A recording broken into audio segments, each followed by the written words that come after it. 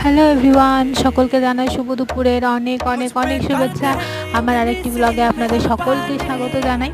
তো আজকে চলছে লাঞ্চের প্রিপারেশন, এখন চলছে লাঞ্চের মধ্যে আমি ডাল বসিয়েছি, মসুর ডাল মোটামুটি আমার সেদ্ধ হয়ে গেছে, আর সয়াবিন আলুর তরকারি করেছি, আর তার সাথে আছে বেগুন ভাজা, ভেন্ডি ভাজা, বিনস ভাজা, আর বড়া ভাজা, পেঁয়াজের বড়া করব, আর ডিম সেদ্ধ, ভাত। একদম সোজা সাপটা, একদম সিম্পল খাবার দাবার, বেশি ঝালঝুল মশলাপাতি কিচ্ছু না, কারণ গরমটাও প্রচুর, সেটাও মাথায় রাখতে হবে। আর ডেলি তরকারি তরকারি তরকারি আর ভাল লাগে না তরকারি।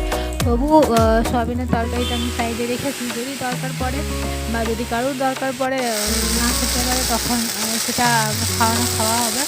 তো আমার আর বেগুন ভাজা মোটামুটি হয়ে